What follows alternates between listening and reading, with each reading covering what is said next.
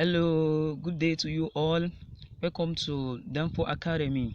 This is an online YouTube tutorial which can also be downloaded as to help students of Usman Danfodio universities and other universities. This channel will certainly help the underlevel students, the carryovers, the repeatees, and many more. Please like, subscribe, and download this video, as many tutorials using Usman Danfodio University handout will be released and more of the past queue will be solved in coming video. Stay tuned, and by God's grace, your A is assured. Now, starting with Physics 102, talking about the magnetic effects of currents. We will look into this handout and solve every question there. So stay tuned and follow. Please don't forget to like and share this video. You can also download it because it will really help, and so many past q will also be solved as to help during the exams, texts, and so many more. Now, talking about force on a conductor in magnetic field, because we are treating magnetic effect of current today. So talking about a force on a conductor in magnetic field, as we all know that when a conductor carrying a current is placed in a magnetic field to some source other than itself, the conductor will experience what? A mechanical force, and the mechanical force is always at right angle to the plane which contains both the conductor and the direction of the field when it is placed. Now here, this is about Fleming's left hand rule. This is about Fleming's left hand rule, just like this, as you can see, just like this. So I do call this femcar, that is, the thumb is the direction of the what? Of the force. So why this the second finger here is the direction of the magnetic field, why the third one here, as you can see, why the third one here, this is the third one, it's assumed to be the direction of the what? Of the currents. So this is the direction of the what? Of the currents, as you can see here like this. So this is Fleming's left hand rule. As you can see, here is the direction of the force, here is the direction of the magnetic field, while here is the direction of the current. As you can see, this is at right angle triangle. As you can see, the angle that exists between this and this, as you can see, is angle what? 90. So from here to here is also what? Angle 90. So that's what Fleming's left hand rule is all about. Now, do you guys know that there won't be a flow of current if there is not magnetic field? Because both of them work in pari passu. Let's assume a current is flowing like this. A current is flowing like this. As you all know, that's the movement of electron creates what? Current. If an electron is flowing through one passage, then certainly currents will be created. Now, if the electrons are going like this, the currents are also what? Going. So now we will certainly have magnetic flux line going like this, that is encycling it. This is how it works. As you can see, there's no how you'll have a current flowing in a conductor that there won't be a magnetic field, because the current flowing certainly will create a magnetic field, and the magnetic field encircles it. As you can see, moving around it in a circular form. This is what creates what we'll call the loop, the turns. As you can see in your handout, as you can see, if the current is flowing like this, the magnetic field will certainly encircle it like this. As you can see, this is called the magnetic flux line, which is represented by B. The B unit is what? Tesla. Magnetic flux what? Line. So that's it. So now let's talk about the formula for a force in a conductor. So assuming you have a conductor just like this, and let's say the current is flowing like this, You know where the magnetic flux line will be? Just like this, small like this, which encircles the what? The current flowing through it. Now, the formula for it is F is directly proportional to sine theta. F, that is the force, is directly proportional to what? Sine theta. Where the alpha, or you say the theta, because this can also be called what? Theta like this, or you what? You name it alpha. When the angle between the conductor and the field is the what? Is the theta here. F is directly proportional to the what? Sine theta. So the magnitude of the force also depends on the current flowing through the conductor, the length of the conductor, and the magnetic field. So hence we will have this formula also. F is directly proportional to what? BIL. This F is the what? Is the force.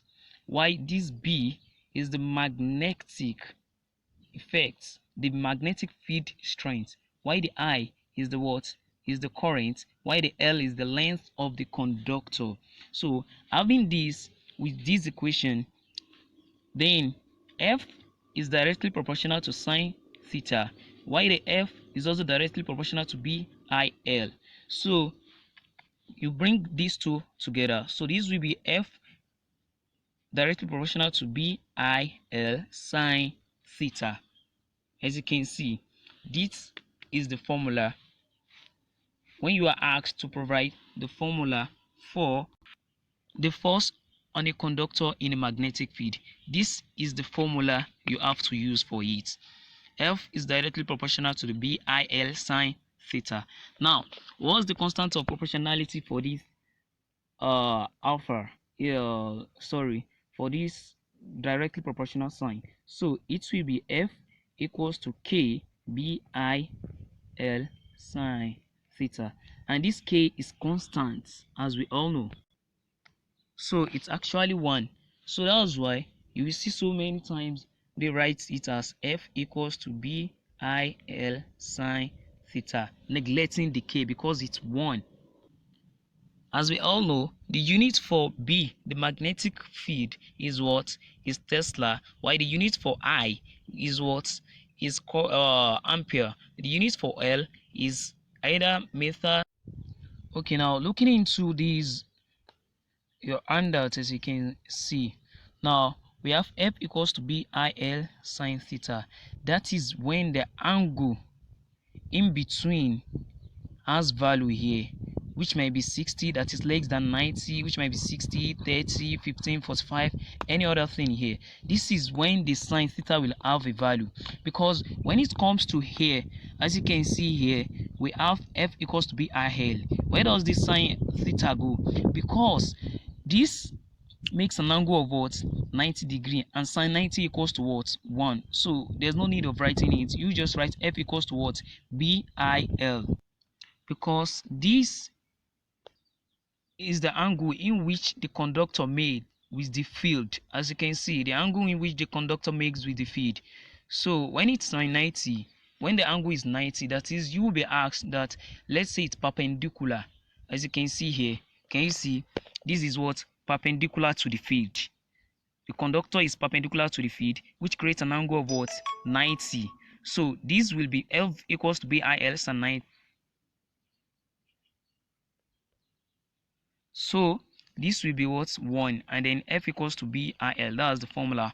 Now let's solve all this. I believe this will be very simple for us after listening to the explanations. They say a wire carrying a current of 10 ampere and 2 m, that is the 2 meter in length, is placed in a field of the flux density 0.15 Tesla. What is the force on the wire if it is placed at the right angle triangle? You know, we're going to use ordinary F equals to BIL because it's sine 90. So you're just going to multiply the current, the length, and the what, and the flux density. So if it's 45 to the what, to the field, then it's going to be F equals to BIL sine what? Sine 45. Now along the field, when they say it's along the field, then you should know that it's somehow like this. if the conductor is parallel to the field, that is along the field. Why that your so here is it, as you can see here, the sign equals to 0, so everything will be what? 0. I think this is very, that's all about force on a conductor in magnetic field. Now let's talk about force on a charge moving in magnetic field, because the two are different. So now the early one was force on a conductor moving in magnetic field. Now here we'll be talking about force on a charge moving in magnetic field. That is the charge, which is I equals to what? NQVA. This formula is actually coined from this formula, Q equals to NALE. So I think we've already explained this in our previous video. This N is the what? Number of electron. So why this is what? Area. This is the length, and E can be defined as the what? Electron charge. Now, so we coin this word, and then we have someone like Q. Everybody knows what Q is. Q equals to what? IT equals to NALE. So you divide both sides by what? The T. When you divide both sides by the T, everybody knows that the velocity drift equals to what? The length over time. So you have your I equals to what? NAVD. That is to what? To this E.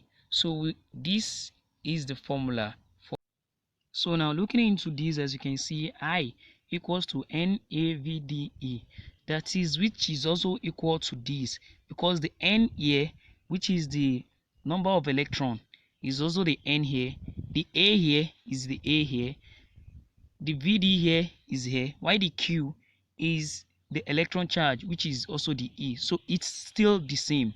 So according to our handout, which is I equals to what? NQVA, it's also the same thing as this. So now looking into this, we have F equals to BIL. Then substitute for this I, which is what? B into all this NQVAL. Now looking into this, B equals to BNQVAL. This A, which is the area, multiplied by the length. As we all know that when you're talking about A multiplied by L gives us the what? The volume. Area times length will give us the what? The volume. So BMQVAL. Now just let me manage these small spaces over here. Now talking about NAL, when you have the number of electrons, the area, the length, then you have your bigger N. This can be represented by this N. So now you have F equals to BNQVAL. Let's divide it by this number N, and the N equals to what? NAL. So this N cancels out, A cancels out, L cancels out. Then you have your F equals to what? BVQ. So why do we divide by this N? As in, so now F equals to BVQ sine theta. Don't forget the sine theta here. So now after this, in our next video, we talk about Ampere's Secretary's law. Thank you. Don't forget to share and like this video. Bye bye.